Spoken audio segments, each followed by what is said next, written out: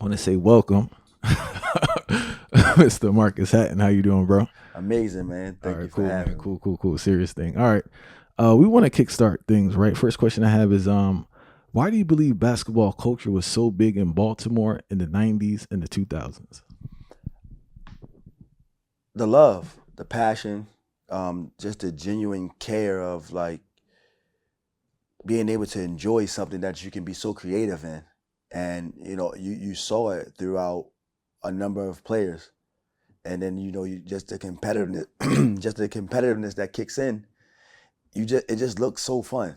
And I think people like it became a culture. And you got once you do the history, you're able to go back decades after decades, and then like you see how important it was to our city. Because I'm from North Jersey, right? Mm-hmm. And I was shocked when I got down to Baltimore to see how dudes was hooping. Mm-hmm. Because we play, you play an AU team, but to be down there and see the culture, even from what was the foam posits y'all was Yeah, wearing down there, yeah, something? yeah, Yeah. yeah. At that time, like you said, like Baltimore is so embedded with like great basketball players. A lot of the times they get caught up into the lifestyle of the city, and that becomes secondary if you're not focused. You get into hustling or you get into working or you got to be the man of the house before it's your time, and you really don't get to fulfill your dream or live out your dream. And the ones that do, I think the people who wanted that dream lived through them. So it's like, it's important that, that legacy has been carried on through generations.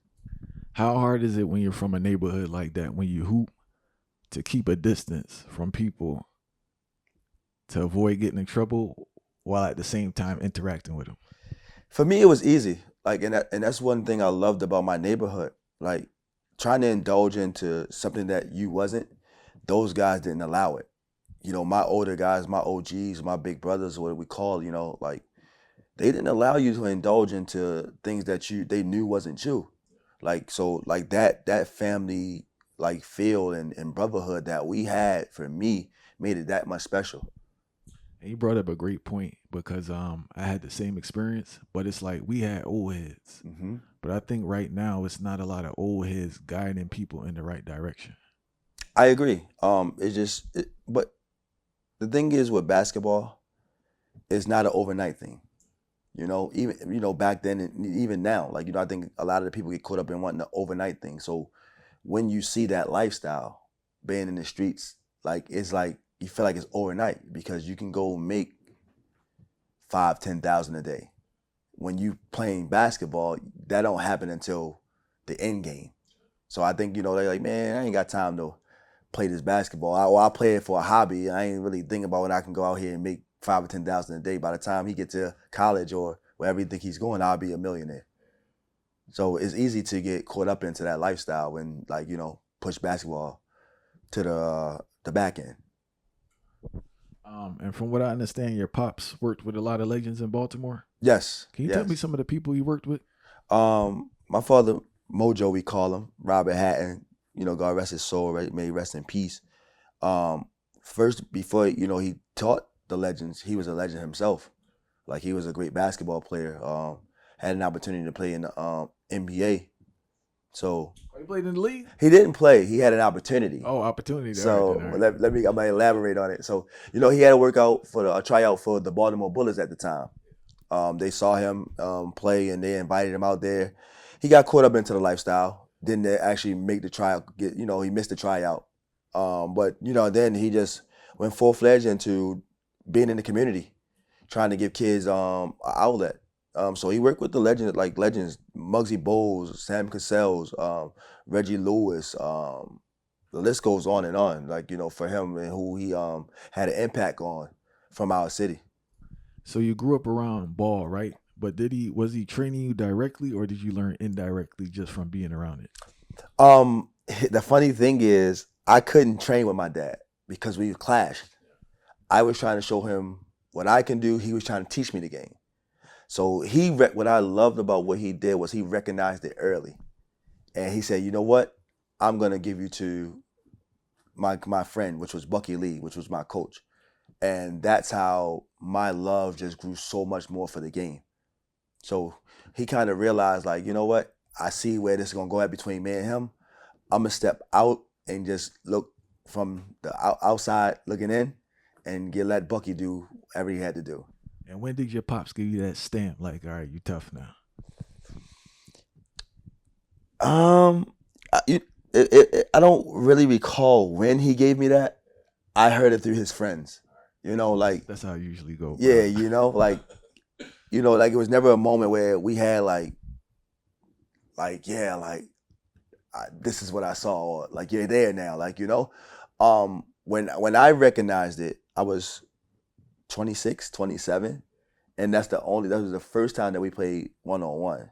So he was 55ish, and I still had all it built up inside me to play. But when I can say I got that approval, honestly, senior night at St.Johns, he came to the game and just I had 44 points. That was the last game he ever seen me play. That was against Rutgers? Yeah, against Rutgers. That was the last game he ever seen me play. I know you went to numerous high schools, right? You graduate high school, you don't go straight to 4-year college, you go to JUCO. Why did you go all the way to Tallahassee to go to a JUCO school? I trusted in a good friend of mine, Renard Smith, who was very instrumental to all of my success and decision making when it came after high school. He knew about Tallahassee. It was a guy, Boosie Thornton, who also went to St. John's, who went there and had similar success, and it was a no-brainer. Hold on. What high school did I know? You're from Baltimore. What high school did he go to? Boosie Thornton? Yeah. He went to Dunbar High School. He went to Dunbar? Yeah, he went to the legendary Paul Lawrence Dunbar. All right, straight. You get down to Tallahassee, right? Mm-hmm. We spoke previously. You say you had a little homesickness going on? Yes. What was going on with that? Just being out of the nest. 18 years old, going away for AAU, you go away for a week, but you come back. But now you got to be down there 4 or 5 months before you even get an opportunity to come home. And then it wasn't even guaranteed that you come home. So I just, got to missing the family, my dad, my grandma, my mom, my friends, the neighborhood. So it just was tough. It's like settling in, all right, this is what the sacrifice is. And at 18, you don't understand that. Was that an elite JUCO school or that was just a JUCO school? No, it was elite. We were number 1 or 2 in the country or something. They always been ranked 1 or 2 in the country, far as JUCOs. Yeah, I heard you was down there getting buckets too, especially in the open gyms. Yeah. All right, wow, right? All right. So you're doing your thing down there. You stayed there for 2 years? 2 years. Cool. What schools were recruiting you sophomore year? That's when it actually all started to hit.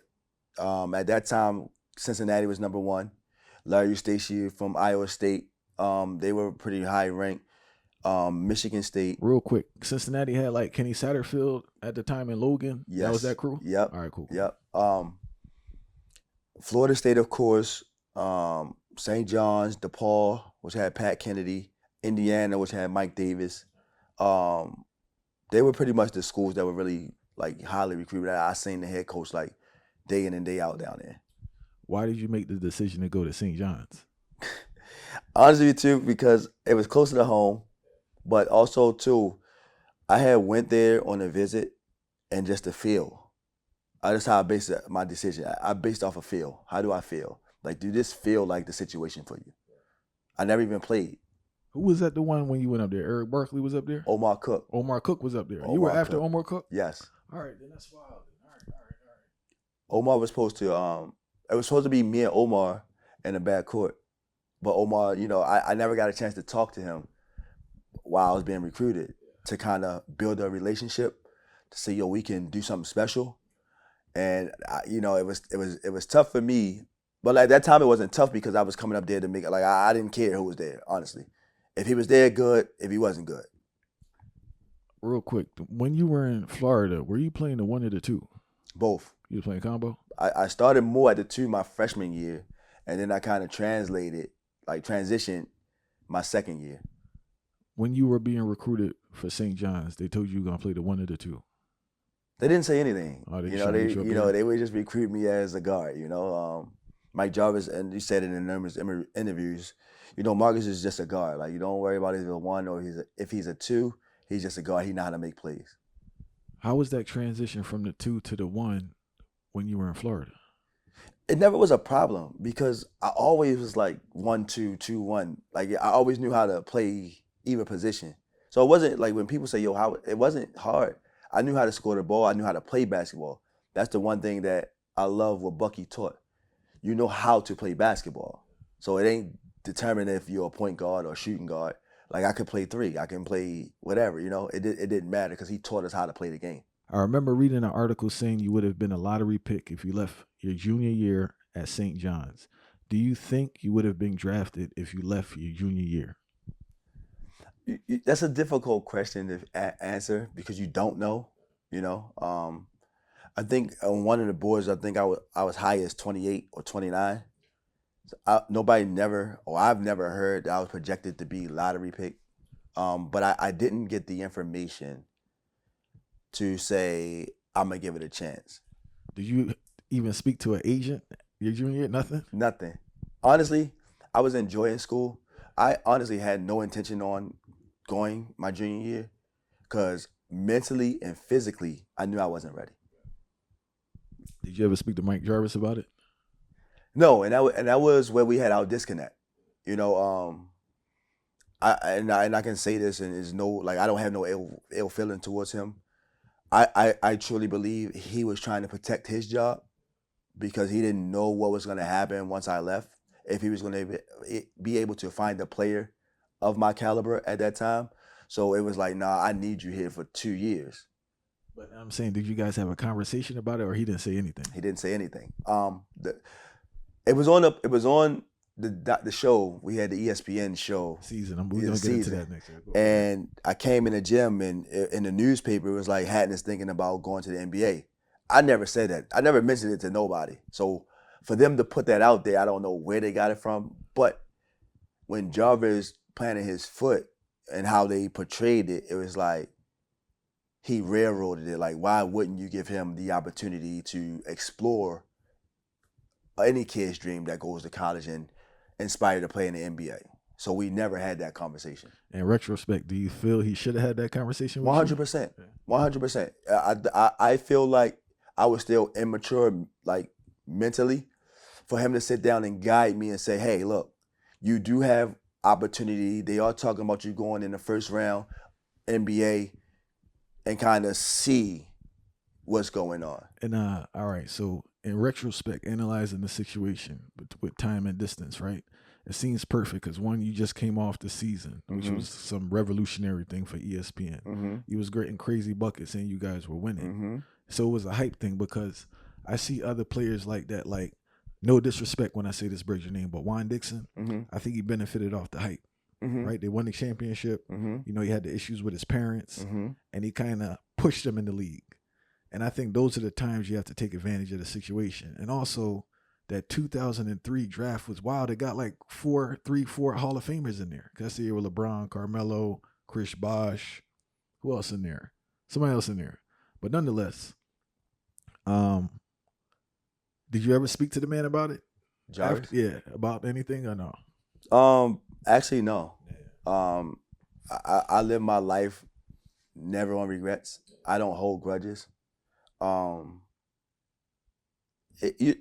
even still, in 2003, I didn't think it was 40 players better than me.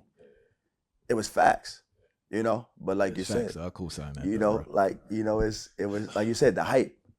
Now the hype from that junior year in the season, and they actually seeing how we living, was kind of fading because we didn't have like. That 2003 season wasn't the best. You weren't Right. winning a lot of games. Yeah. We ended up winning the NIT championship. They had the mix-up though, right? Didn't they take it away with some mix-up They or something? They took it away. Yep, it got vacated due to one of the players started saying that they was doing all this type of stuff for him and X, Y, and Z. And the crazy part about it, he really didn't play. Yeah, that's the wild part. That's why they understand. That's a different topic. All right. So talk about the season, right? Yes. ESPN the season following the Red Storm. How wild was that? Very wild. Yeah. Because, I was still very much the hood mentality kid, and I was like, yo, I'm bringing where I'm from right on camera. And honestly, I had no idea that was happening. we had no idea what was happening.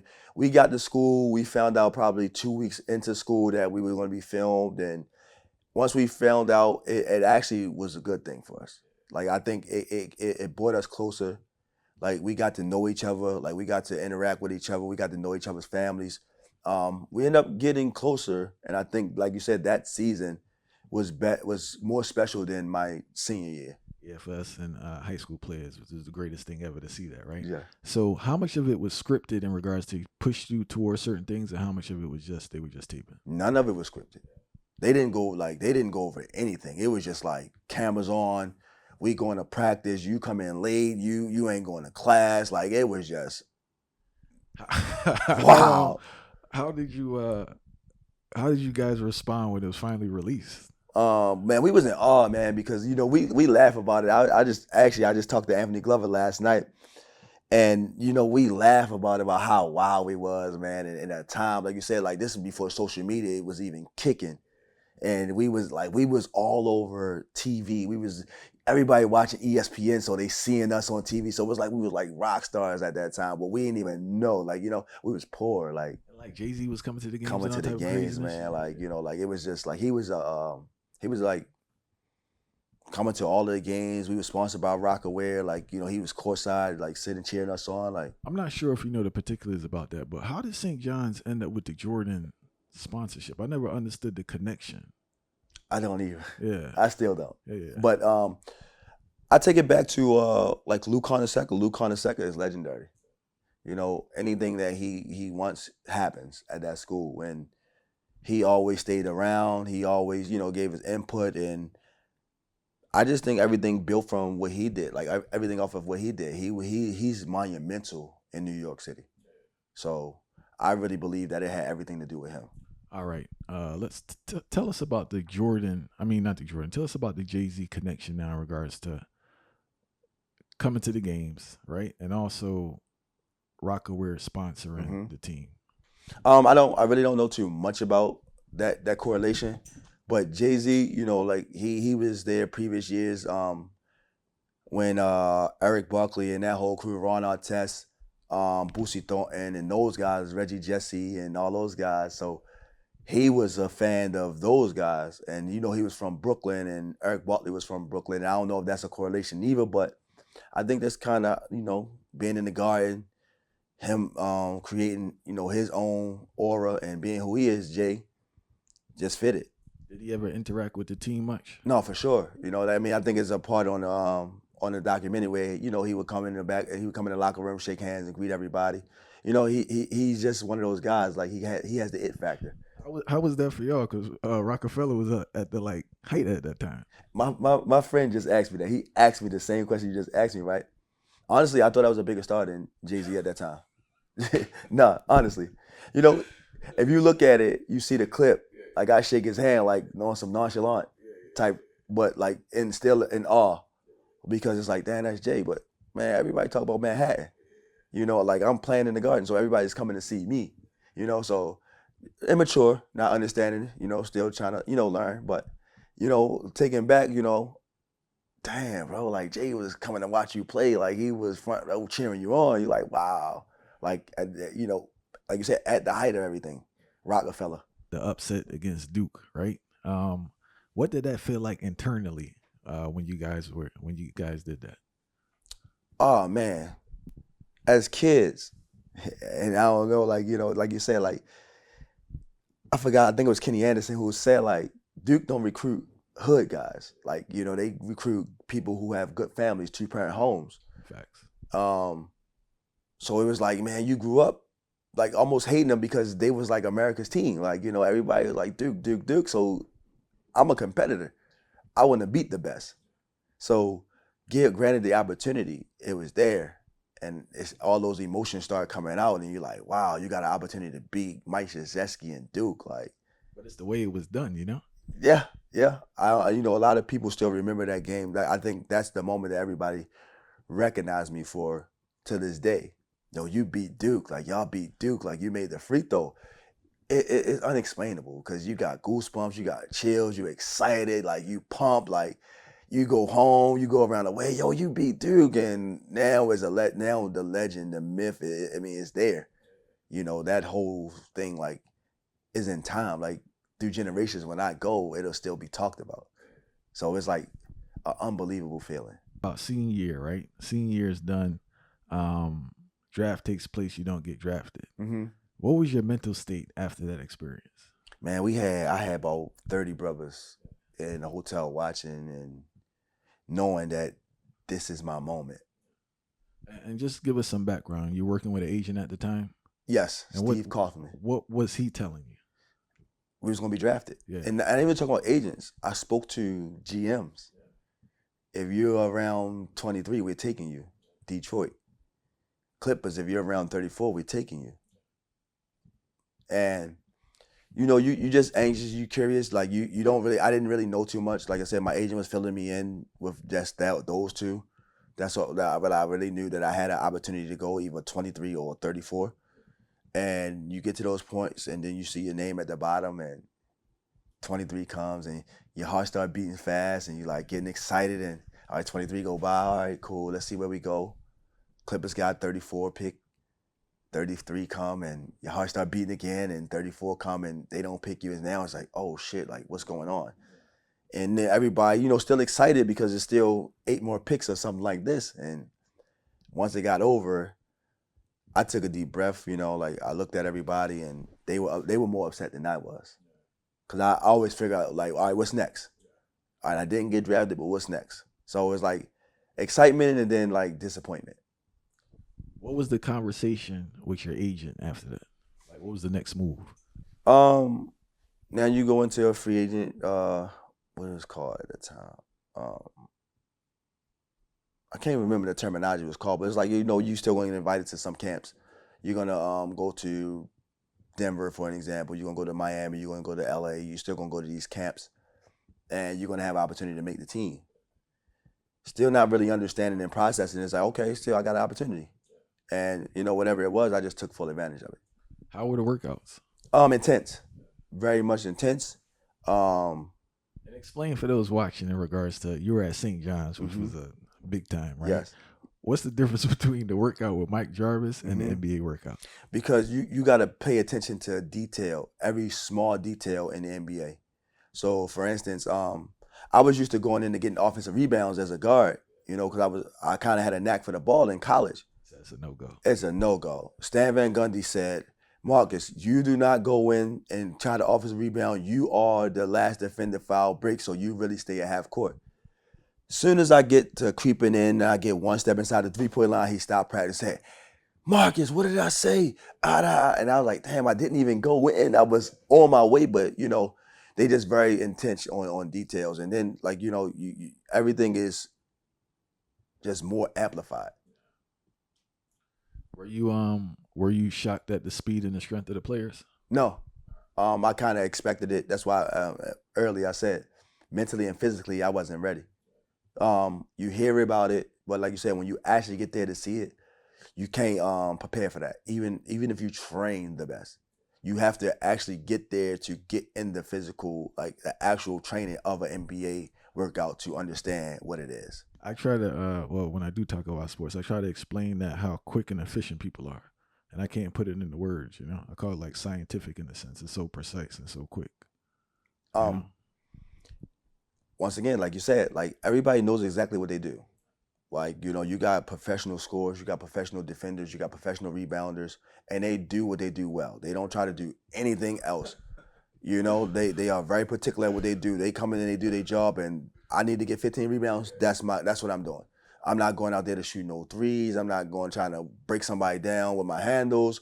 I'm going to rebound the basketball. I'm going to play defense. I'm going to play make. And today's game, everybody is good at everything, you know? So, like you said, going in there, being specific, like you got to know what you're really good at. Sam Cassell was, I think Sam Cassell was a perfect example for that.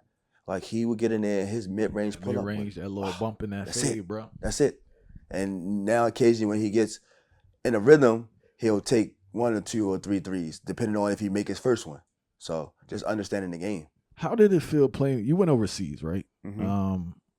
How did it feel playing overseas, knowing you could torch many of the people playing your position in the NBA? Frustrating. Not understanding what overseas basketball was at the time. Looking at guys who I trashed in college playing in the NBA, still waiting my turn. Like, I can't wait till the summertime to go to somebody's summer league and get the opportunity to show that I belong in the NBA. And, just time at the time, just like, we don't know about Marcus. He's still a tweener at that time. They ain't know if he was a 2 or a 1. At that time, you were a point guard or you were a shooting guard.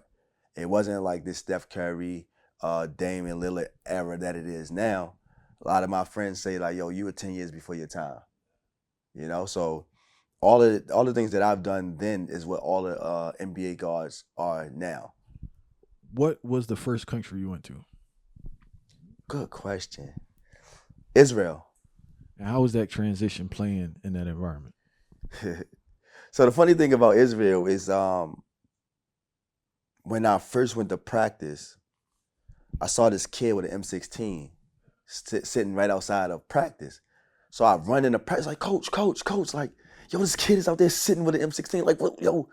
And they laughing at me. I'm like, yo, it's so funny. Like, you come from Baltimore, like, what? It's ready to go down. This kid is in the Army. The military is mandatory over there. Mandatory. Right? 16 or something? 18. 18. You're going. Guys are going for 3 years. Women are going for 2 years. No exception. So getting used to that, the league was good. I didn't know too much about teams at that time. And just like, I'm going over here, I'm going to bust these. Like, I'm going to kill these dudes. These guys all had the similar stories. Yo, I understand your story because Like, I was one of those guys. I had a really good college career. I did good in summer league. I did good in vet camp. And it just came down to politics. How many U.S. dudes did they have on the team in that league? I want to say we had 4. That's a lot then, right? Yeah. At that time, I think it was able to carry 4, but not understanding the passport requirements. Like, if you play with the national team, then you can be considered an Israeli guy. So some American guys who got their bosmanship is what they call it, were playing as Israelis. So you probably had like anywhere from 4 to 6 American guys on the team. How was the competition out there? Is the top 4 teams there, top 5 teams, and then you got the bottom tier teams. Maccabi Tel Aviv. Maybe everybody's first. They understand. They know Maccabi Tel Aviv, Jerusalem, and those teams is like they were able. Actually, at that time, they went on to beat NBA teams. You had a 15-year overseas career playing in Israel, Italy, Belgium, Greece, Germany, Poland, Venezuela, and Romania, right? Mm-hmm. What advice would you give to young players considering playing overseas? Just go over there and indulge in the culture. Don't go over there and just be closed-minded. Be open-minded. Talk to the locals, meaning wherever you go. If you're in Germany, talk to the Germans. Talk to the guys who've been playing before you to get some understanding of how to adapt to the lifestyle of being an overseas player. Because if you go over there like, man, I'm just going to figure it out, like, it'll be a much tougher process. My first 3 to 4 years, it was so tough because I had that mentality. I'm just coming over here to play ball and get my check. I'm going to do what I need to do, but I ain't going to enjoy or embrace this beautiful opportunity. I didn't realize that to my 5th year. So what was the reason for the maturity into your 5th year? Just realizing, man, you made it, actually. Like, you're doing what you set out to do. Like, you love to play basketball and you got a career. You're making a career out of it. You come from the inner city. You come from Baltimore City. Like, how many times you gonna get this opportunity? Like, make the most of it. Like, you'll probably never get this opportunity again if you just underestimate it. You've been fortunate. You never had no crazy injuries, right? Well, you had the knee thing one time? 2015. Yeah. That was I was 35. That was the toughest thing that I've ever had to endure. It happened 2 weeks before my youngest son was born, and I had to learn how to walk again, run again, and all that stuff. So what happened during that time? I tore my quadricep tendon.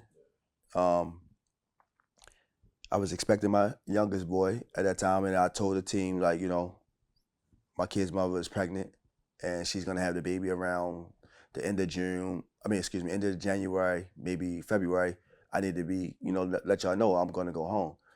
We're in the game, and I go to make a move, kind of similar move that I always made, and I just felt something uncomfortable, and I laid on the ground for a minute. I'm like, oh wow, I don't know what this feel like, and I looked at everybody around me, and they was just like dropping, like mouth dropping, jaw dropping.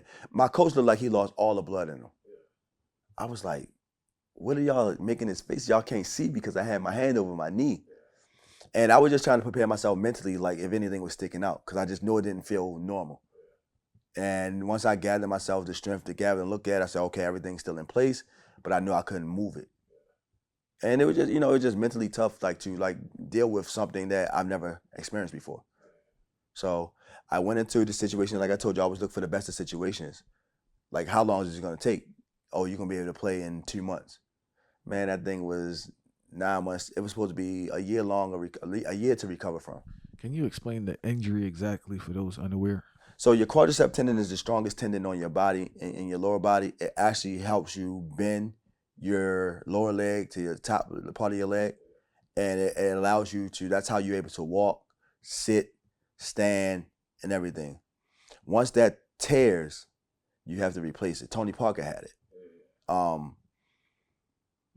Is really nothing you can do outside of, to come back in such that time in which they want, because they didn't have the up-to-date technology and for me to come back. What country were you in? Romania. So you had the surgery there, or you came back over here? I had emergency surgery. So I tore it, and then the next morning I had surgery. You said it took 9 months to recover? It was supposed to take 9 months. When I came back to the U.S. and the doctor said, wait, how are you playing? I came back and I started playing. I tore it in January. I was playing basketball in June. Did you feel good, or it felt like? No, I couldn't do anything. Like, I didn't have no strength in my leg. Like, it was just all off of will and determination. Like, I couldn't do anything like as I used to could do. My leg had got way smaller. That muscle was like almost gone. So I had to rebuild that. Like I said, I had to learn how to walk again. I had to learn how to run again. I had to tie a rope around my foot to lift my leg up to get out of the bed to move. And it was just one of the toughest thing I had to go through mentally, because now I'm over there by myself. And now on top of that, my son is here. So I had to go through that adversity and, still deciding, like, do you still want to play? I didn't want to end my career that way. So I whatever came with it, I said, look, this is what you're going to do.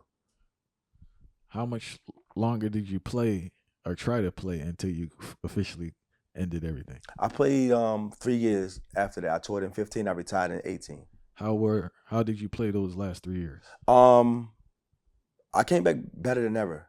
Like, of course, smarter. My physical, like, I got stronger. I was still able to do everything that I was able to do prior to. I didn't lose any explosion. I was jumping, like, the same. I was running the same. I really was fortunate that I was able to come back and play the same way and not change anything. Do you believe social media has helped or hurt this generation of hoopers? I think it's a combination of both. I think it takes away the aspect of understanding what the grind, what the process is, because once you post that, it's a minute of what people think it took for you to actually become that, and it allows what we call the microwave era, instant gratification, like the instant success, the instant stardom, like, oh, I'm gonna be an overnight sensation. Nah, I think it took that away from the reality of what it takes to become a good basketball player. But also too, it helps, because if you're not known and you go play with somebody who's known and somebody see you, they post like, who's this kid? Now you might get if you're in high school, you're getting high school coaches looking at you. Now you get college coaches looking at you. Now you might get some NBA GMs looking at you just because of this social media. So it's like the gift and the curse. You know, I would say that it's more good than bad. You say more good, I say more bad than good, bro. I'm gonna tell you why. Because like you gotta think, now more kids have access to be seen. You know, now if you're being taught right, that's the difference. Like, who are you being coached by? Like, are you listening to what your coaches are saying? But even still, if you're not listening to what your coaches are saying, you can go out here and put this camera up and put it online and show that you got a skill set. That's why I say it's more good than bad. Like, you know, coaches are looking, they don't have time to look at whole films. They don't have time to look at whole games to see if this kid can actually play. They are going off of like you said, the hype of the kid. They're looking at this kid got a skill set. They don't know what it's like to see him in the game. I think, and you would know more than me because you're deeper in it than me at this moment. But from what I observe, I agree with what you say with the instant gratification. If you got first of all, you have to get a lot of buckets to be in the newspaper, right? And you look at the next morning or you'll be on TV, whatever. So I think that creates that the instant gratification limits their upside. Because in their mind now, they believe that they're something that they're not. And they're not going out there and competing and proving themselves. Now, based on what you said, I do agree with the fact that it does heighten your possibility of exposure. But if you're getting buckets on the circuit, people are going to see you regardless. You know, and I just think that it's too much yearning to be the star without actually putting in the work to become a solid player. Because how many people are with 1 million views online but don't get a scholarship? You get what I'm saying? Yeah, I get that. And my rebuttal to that would be, who practices to be a role player? You know? Like, I think most of the guys, like Patrick Beverly, and I'm just really following his story, is like a perfect blueprint to understand that transition. You know, like in high school, averaging 30-something points. I don't really know what he did in college, but, you know, like, now you in the league because of you figured your niche, you know? So, like, nobody put goals to be or practice to be a role player. Like, it's tough for an NBA GM to come in and say, oh, this guy, this role player, he can fit on our team.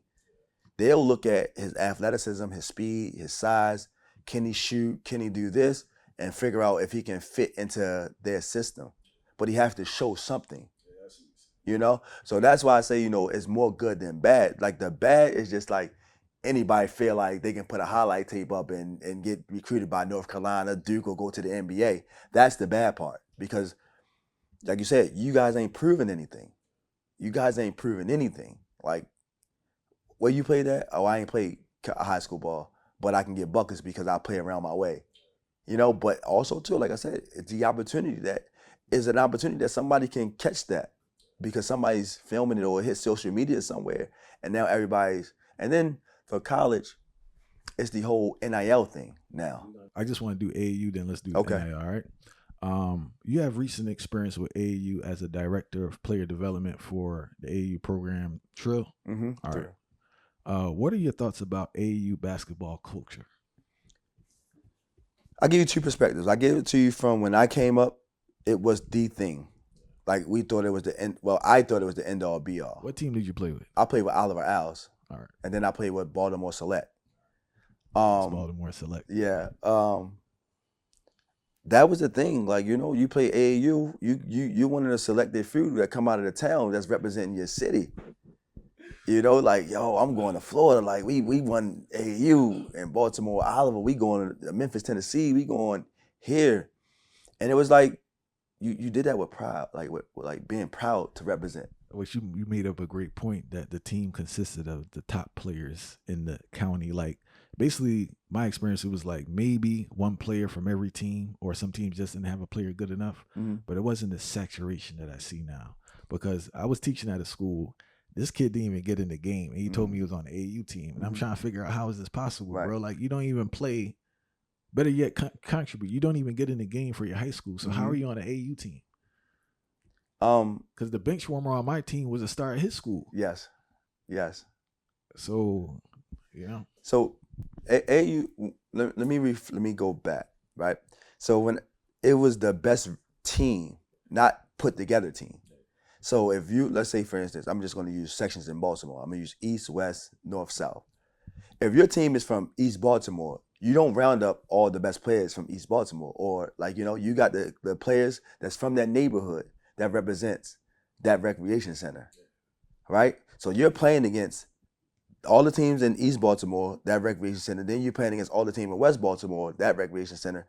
And then when you win, you don't combine, you don't go to West Baltimore, North Baltimore, and South Baltimore to take the best players to form this team. You take the team that beat all of those teams and you take that team to AAU. Now it's like they find Super everybody. team. Yeah, like, you know, they find everybody. Oh, come play for us. Come play for us. Come play. They ain't never, like you said, they ain't never played a game with you. They just going to Atlanta, the Peach Jam now, because we bringing the best players from fucking, excuse my language. You bringing the best players from Chicago. Yo, they ain't even from Baltimore. And you know what I noticed, that the team I played with was actually a team. Like we played together for a duration of time. He brought in players a couple times, like I think Donald Copeland, he coached at Wagner. He brought in Dwayne Lee and some other players, but nonetheless, it was the consistent team. And we used to beat teams, right? We used to press, but what I noticed, the other teams is like they couldn't mesh, bro. You got these randoms coming in for the weekend, and it's like, everybody may be these top players, but they just can't play together. Man. Can't play together. Like you said, like my team, we've been playing together since we were 9 years old. So from 9 to 16, 17, under, this is the same team. We probably added a piece or two, but you know, we knew we was competing against. So, for instance, Owls, we was competing against Cecil Kirk. We was competing against Madison Buccaneers. We was competing against Chick Webb. We was competing against Bentlow Bombers. And we knew exactly who their players was. Now, you might get some guys who want to come over. I was never leaving. I wasn't going to join nobody to be a part of their winning. I was going to create. Like, I was brought up that way. My coach, Bucky, he taught us that way. I was never leaving Bucky. But I just think it's a generational difference, because I don't remember too many people transferring high school. The transfer in high school came to getting kicked out or some mix-up, but people just didn't leave a school. There was always something on their end why they left. AU was the same thing. People really never left a team and bounced around like that. And I just think it's a different culture now with sports and society. There's like no commitment fight. It's just random. Everybody's all over the place, and I just think it reflects in sports. Yes. You know? But I wanted to ask you too, how does that make coaching hard? Because I heard coaches complain saying that because these kids are so willing to jump, supported by parents to jump, it's hard to coach a kid, because once you get on them now, they just be like, man, I don't want to hear this, and I just leave. Yep. You got to adapt. You know, it's just like life. Like, you know, evolution is happening. Like the price of inflation is happening. You can't compare how it was 5 years ago to now. It's not going back there. You know, so how I look at it now, and this is my first year being a head coach. Like, you know, I attribute it to how I play. I'm gonna figure it out. If you want to be here, then cool. My coach say, you want to be here, be here. If not, then I'm okay. Either way, I teach the game how I play. If you want to be here, you'll be here. If not, then okay. I'm not going to no parent begging you to keep your kid here. I'm not doing it. I hope that what I equip your kid with, that wherever they go, it'll be beneficial to them in the next person's system. So that's how I look at it, you know? I can't get caught up into like, damn, like, you know, like college. Back then, guys are staying at least 2-3 years. So you know you got go, bro. Ain't nowhere to go. You gotta sit out for a year, and it's like, you know, like you don't want to sit out for a year. Now with this transfer portal, like I was at an event with Rick Pitino, and he said, look, you just got to be able to adapt to what is going on, because this is going on. This is what's happening. Please explain the transfer portal for those unaware. Okay, the transfer portal. If you're not happy with your situation, if you're not getting the playing time, if you're not, you don't feel comfortable, now you can transfer and still play. You don't have to sit out a year when you transfer to waste a year and go somewhere else and play. You can leave, transfer, and play right away. Do you know why they made this legal? Has anyone had that discussion? Like, why did they implement the transfer portal? Honestly, I don't know. I think they didn't. I think honestly, it was a disservice to the kid. Actually, like he would lose a year eligibility, and I thought that was disfair. I honestly think that's not fair because coaches can leave. They can have a 5 year. Whenever. Yeah, and I was coming here because of you. And now you all of a sudden you just up and out, and you don't have to be held to no standard that you can't. You got to sit out a year to coach. You're coaching the next year. And what the wildest thing you brought up something before we get back into this transfer portal is that I experienced a coach. I don't know if he was fired or he left, but he wasn't there. So I experienced a coach coming in that didn't recruit me. Mm-hmm. I lucked out. You get what I'm saying? Because I just made it work. But it's the worst thing ever, yeah. To have a coach that didn't recruit you, bro, in college, yeah, because you like dead weight to them, and they just try and get you up out of there to bring their people in, Mm-hmm. So I had a situation not in college, but as a professional. Whereas though, like I was in Germany and I was the GM's guy, but I wasn't the coach's guy, and he wanted to make it his business, I believe, to let me know that I wasn't his guy, but he couldn't do anything about it because I knew how to play basketball. Like barring that I'm the GM guy, I knew how to play basketball. So the guy that you want to be the guy, I'm still destroying him, and it's evident. But on the flip side, when I was younger, I had that. It was a national team player who was on the team, and they wanted to see him play, so I had to play behind him no matter what I did, how good I was. So, like you said, it's the worst feeling ever, knowing that you're better than this guy, or like this guy don't want you to be a part because of this, and you're like, wow, I got to sit here and endure that. I think people too, the younger generation, they don't understand the politics in sports, and sometimes it can really mess with your confidence, especially when you're really torturing somebody on a daily basis and you're not playing. You know, it kind of, you gotta be real strong and focused to continue. You know, yeah, serious thing. All right, let's get back into this transfer portal. Right, the question I have is though, how does the transfer portal impact high school seniors? Because I'm not sure if this is accurate, but I was having a discussion with someone who's in sports down here, and he was telling me that now, because I know before, I don't know, say it's only 1,200 scholarships, right? D1. Say that's the case. I know you have a lot that go to overseas players. You have a lot that go to JUCO players, right? But what I'm hearing now is that even transfer players now are taken into those scholarships for the high school seniors. Yep. Is that true? That's very true. That's crazy, bro. I just found out too that scholarships are not fully guaranteed for 4 years. You didn't know that as a player? You ain't signed the paper every year? Nope. Nah, man, we had to sign the paper every April. Nope. We signed paper for your housing, for your tuition, for your food. I think that was it, in your books. I just really thought, like, once you signed the letter of intent, that everything was for the 4 years guaranteed. Mike Jarvis never took anybody's scholarship when you was there? No. Oh, I saw it. I saw a bunch of dudes lose their scholarship, so I know for a fact. Oh, okay. Yeah, but I never experienced it. You know, I just thought, like, when you get your scholarship, when you sign that letter of intent, you got a 4-year ride. You know, yeah, like that is very tough on seniors, high school seniors, because now why would I take a chance on this high school senior when I now can go in this transfer portal and get somebody who's already been through it, bro? You know, contribute right away. You know, and it's players who are like this kid Matt McClung, right? He did it. He went to Georgetown, Texas Tech, and then he put his name in the transfer portal again. Like, we know that this kid can play, so we know what he brings to the table. I'm gonna take a chance on a high school senior, which is gonna be a freshman, and I know this kid who's proven himself as a D1 basketball player, and he's open for us to give him a scholarship. I think they're mimicking the NBA. You know, it's obviously becoming a business now. I think that's all it is. But my heart goes out to high school seniors because, as I said, the numbers are already down, right? You have a lot not even Europe anymore. You just have people in overseas coming over, right? Say that's 300-400 scholarships already. That puts you down to 800.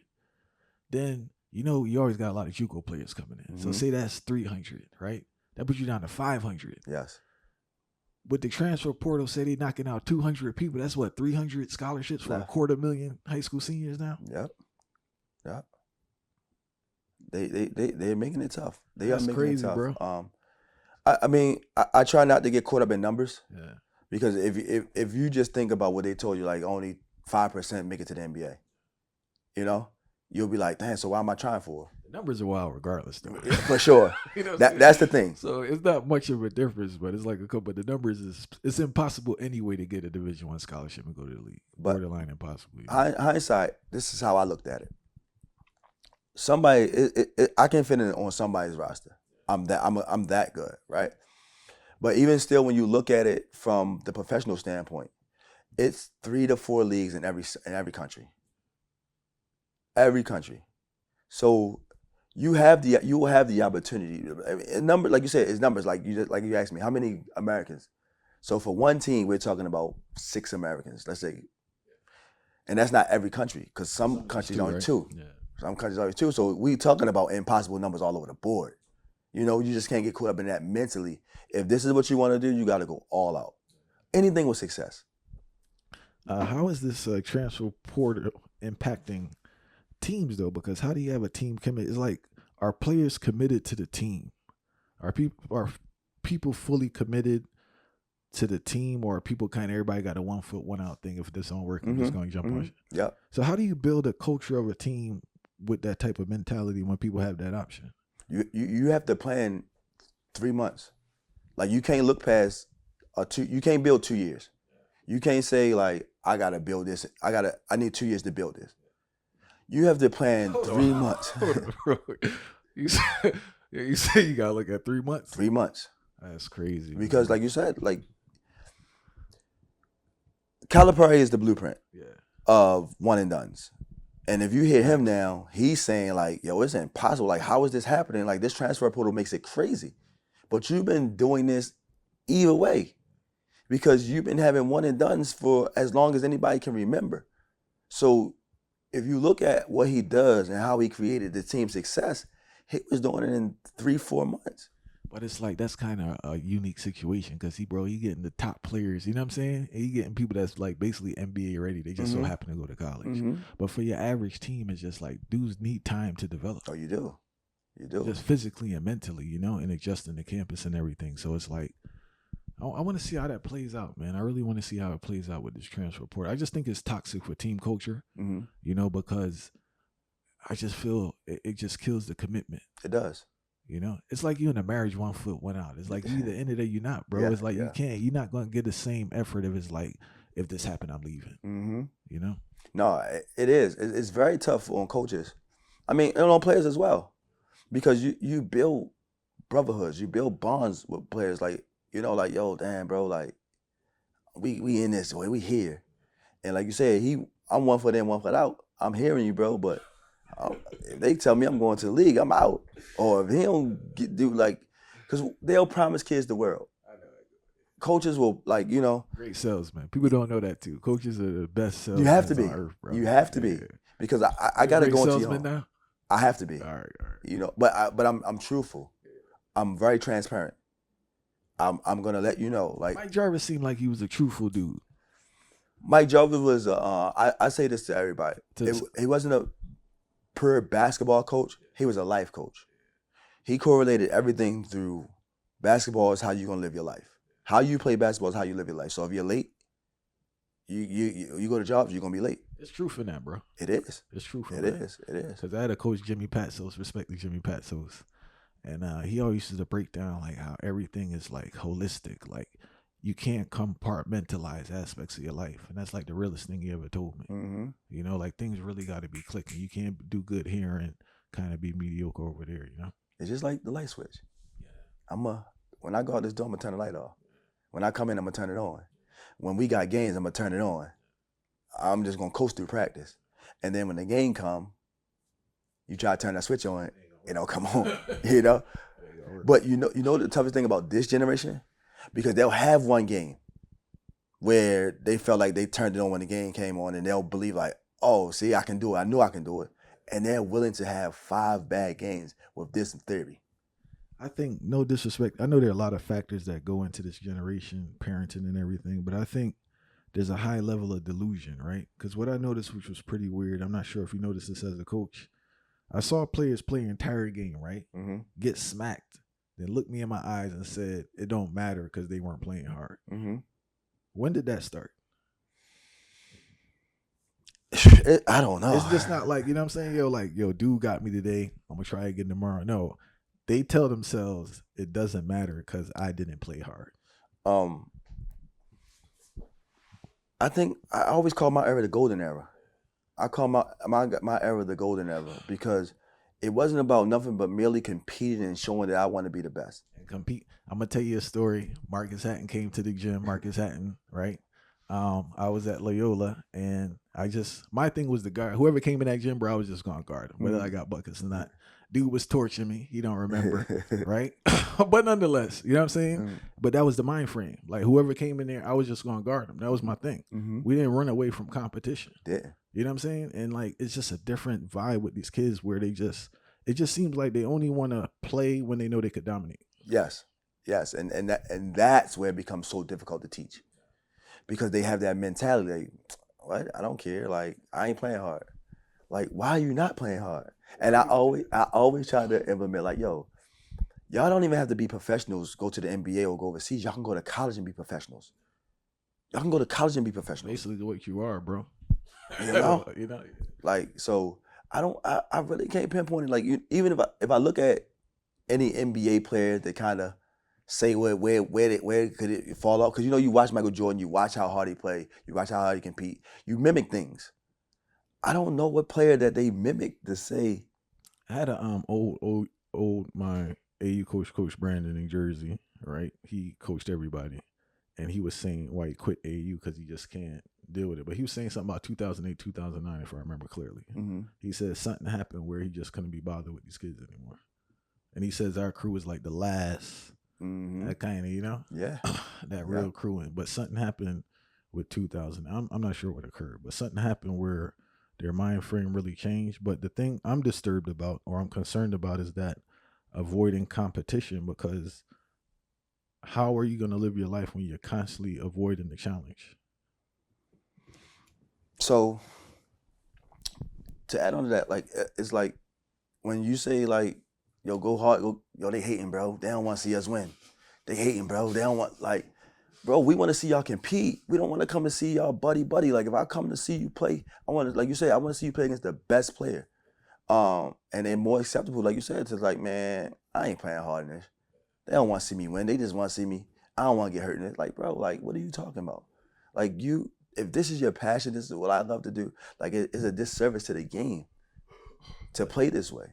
And back to what I was saying now. So, as I said, I've been you could technically say I've been embarrassed hundreds of times in the gym. I remember one time Andre Barrett scorched me for like 10 points when we was playing, whatever, right? Mm-hmm. But I learned so much from that. And like, I don't know, bro. I don't know if it was me being crazy or something, but I just was going to stick whoever was in the gym, right? Mm-hmm. But it transferred to life. Yes. Like, that's how I live my life. Mm-hmm.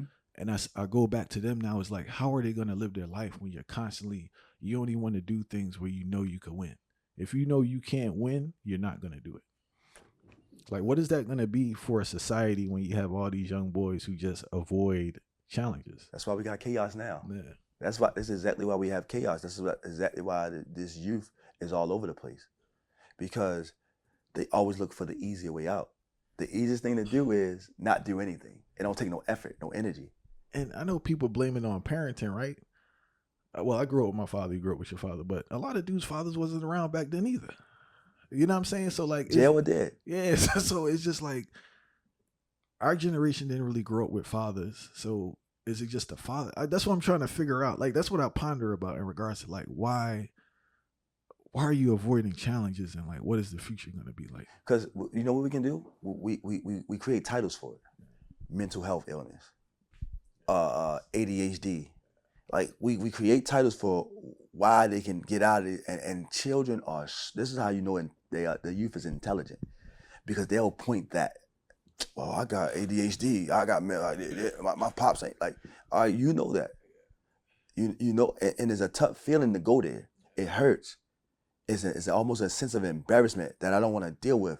So I gotta have this false reality, this mirage around me to show that I am something that I'm not, right? Because I don't want to deal with that hurt of my dad not being around, and I want to face it, or I want to go out here and be embarrassed because I'm dyslexic, or like this type of stuff. I'm afraid because of how you're gonna perceive me. Are they gonna laugh at me? Am I willing to, like you said, build that strength up, mental toughness, and get over it? Now I can present myself as, you know what? I couldn't read. I sat down, I bit the bullet, and I told myself, I acknowledged it. I can't read. So you can't embarrass me by telling me that I can't read, because you know what I'm gonna do? Now I'm gonna go ahead and I'm gonna figure out how to read. Because even still, when I learn how to read, are you gonna give me the credit? Are you gonna say, hey, bro, that's big? I think that's the biggest difference between this generation and the previous generation in regards to accepting shortcomings and working on it. You know what I'm saying? And we're speaking in the context of basketball, but it translates to life, because, like, bro, if I can't shoot, I'm either going to be shooting bricks or I need to learn how to shoot. It's just a decision to make. I need to learn how to shoot to improve as a player. There's nobody to blame.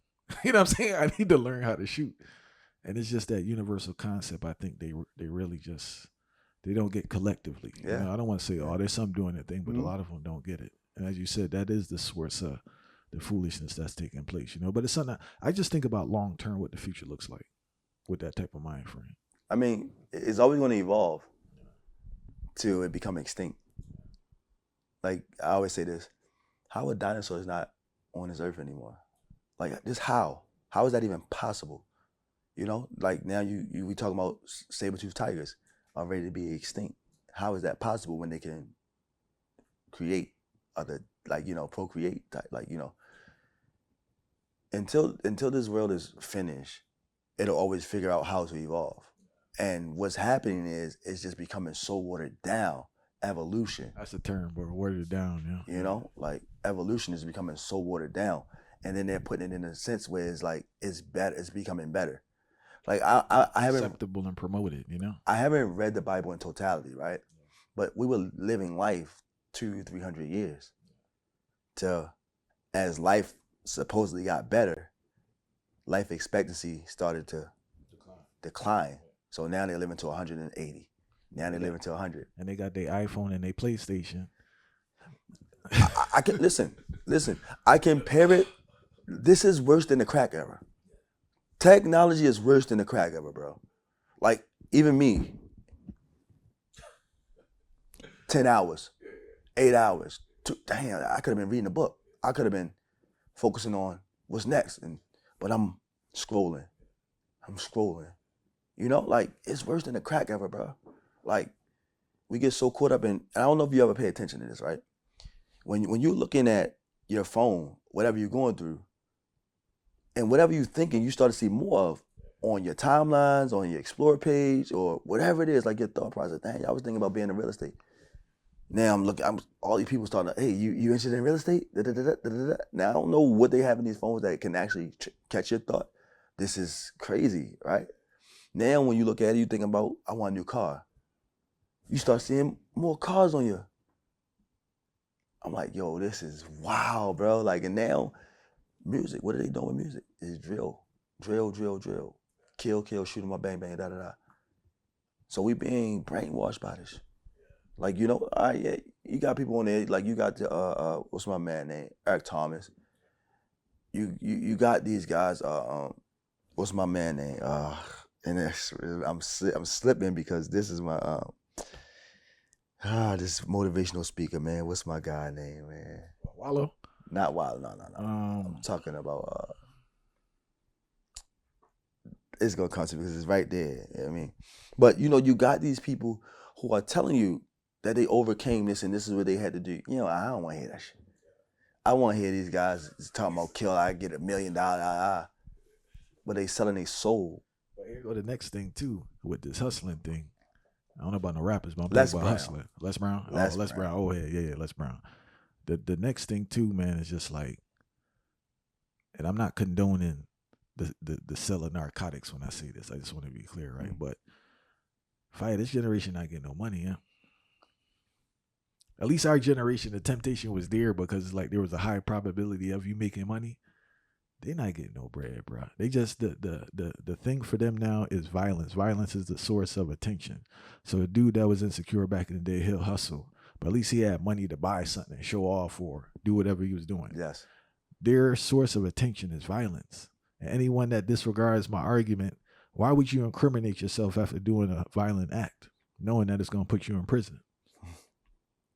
You get what I'm saying? 100%. I literally put one in your head. I'm going to go on live and say, I put one in Marcus' head or op this and all that. So, like, it's a source of, why are you saying that, bro? It's a source of attention. And the further your point, and then y'all talking about somebody telling on y'all.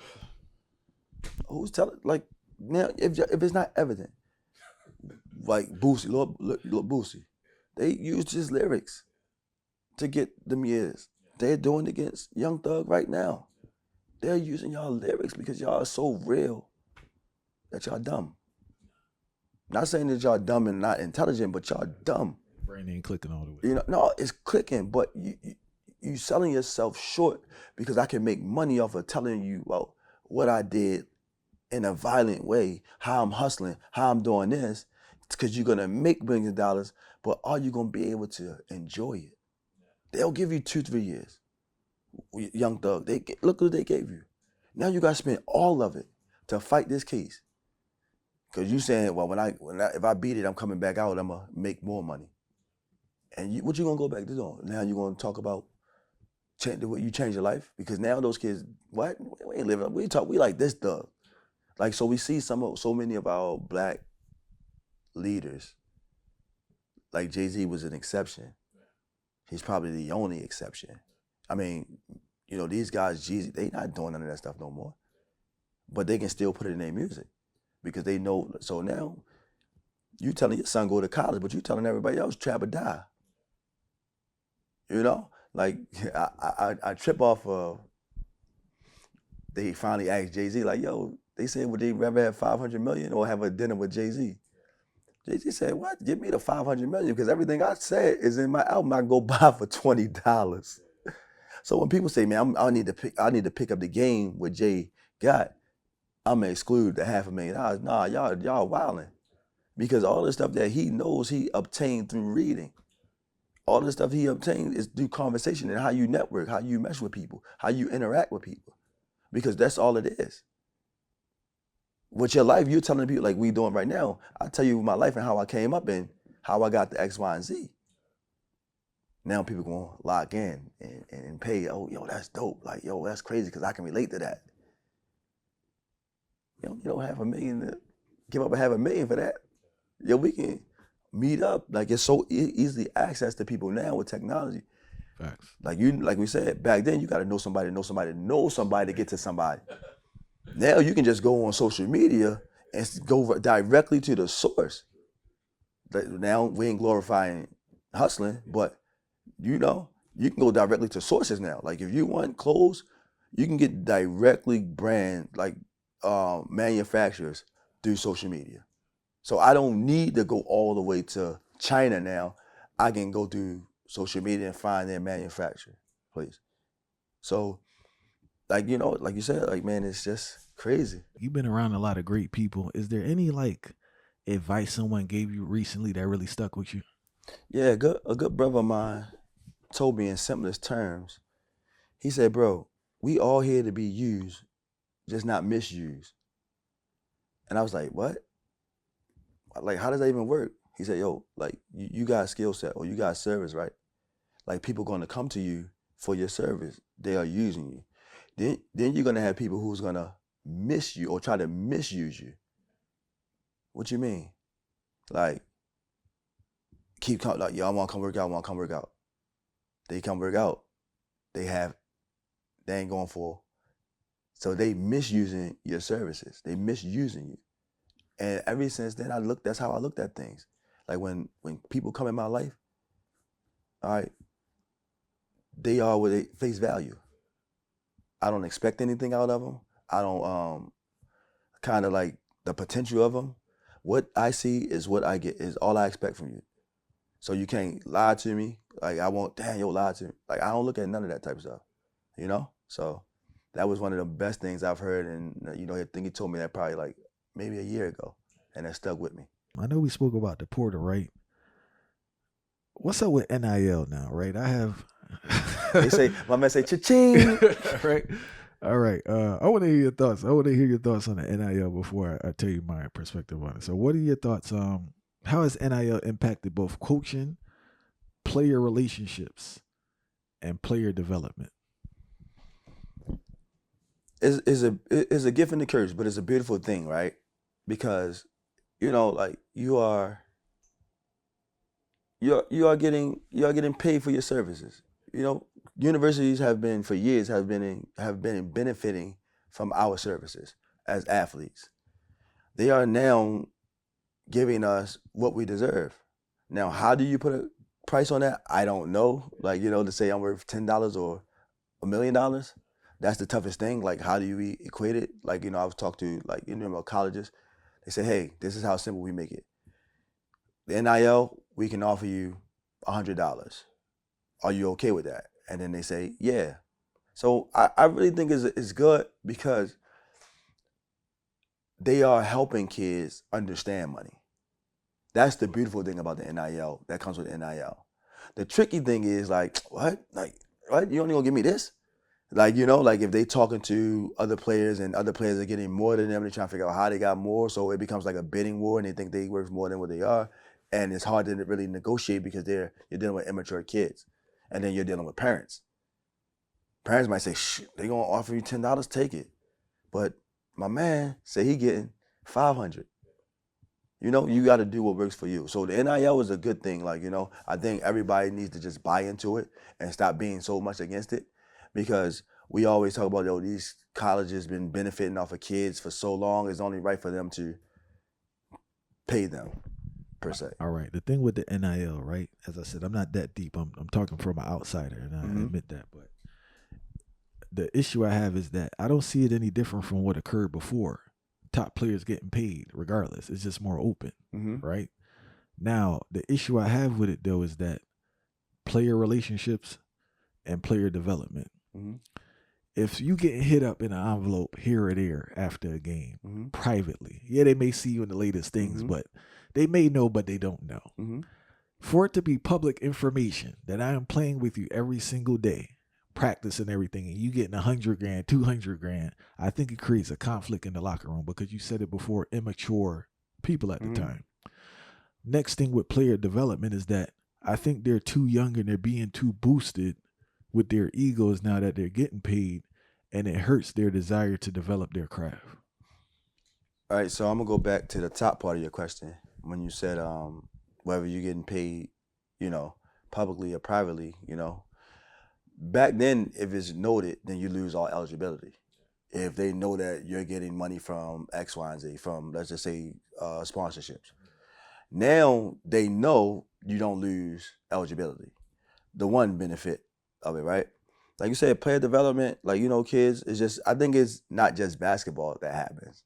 Any sport, NBA, NFL, tennis, whatever, like, you figure out, like, all right, I need to get on his level. How do I get on his level?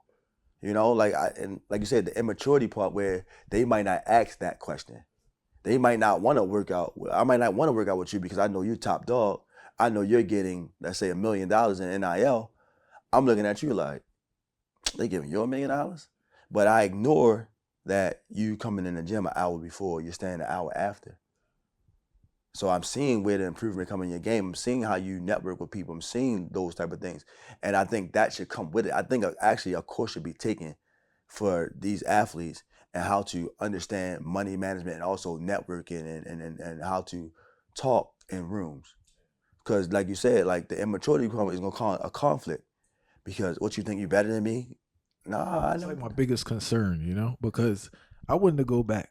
Let's be real. Dudes was getting paid, bro, right? For sure. And it wasn't no violation. Like, dudes was getting paid, right? And I was just saying that I think it's the same proportion of people getting paid, because basically the top players is going to get paid. But that concern is with that, the culture of the team. Like, I just think it's toxic where, we know for a fact that this person is getting whatever and they not getting nothing else, bro. Yeah. And they got to work out with you every single day.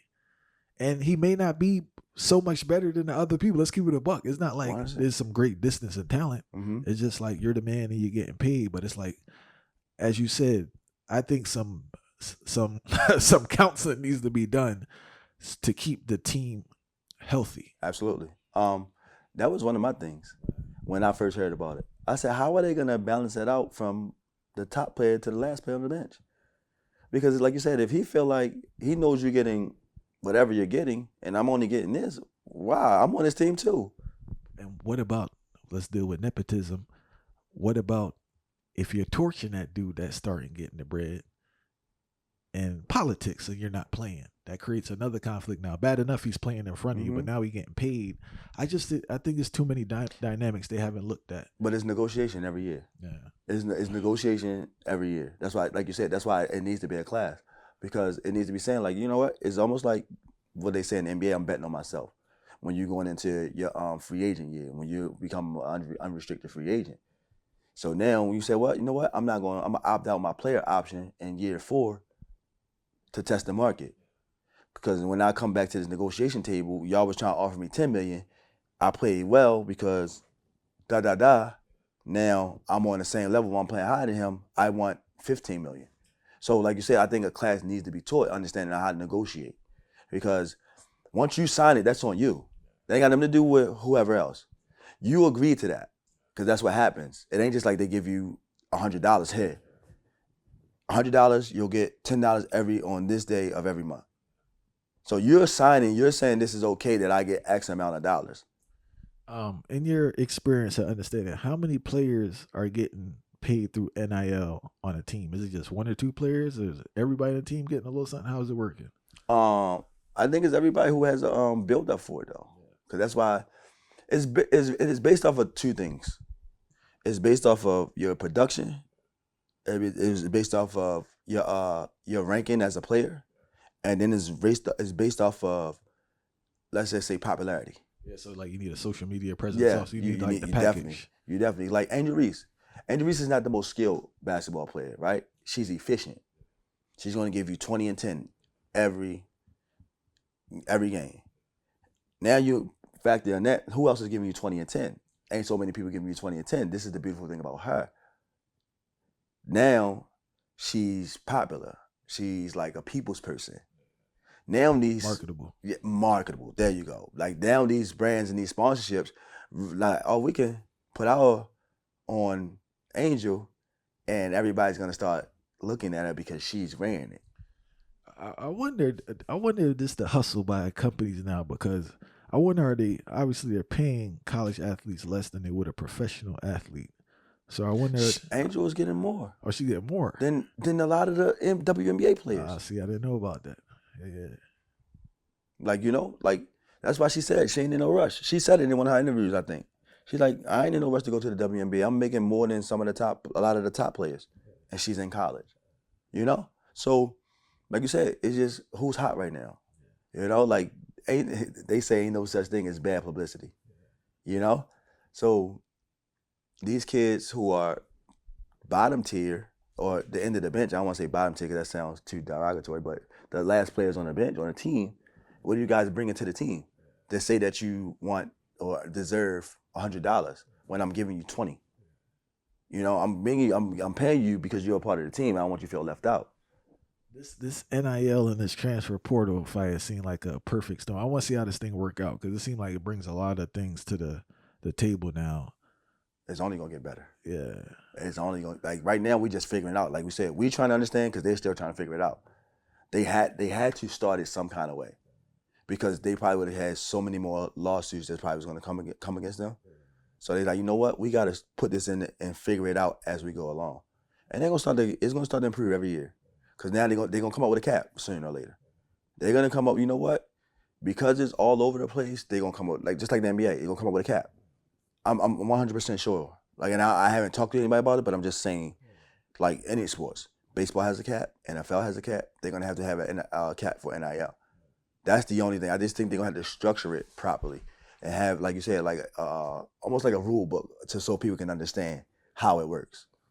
Because, like you said, everybody's gonna, how you making more than me? in this documentary called Chi-Town, right, that follows high school and college star Kiefer Skies.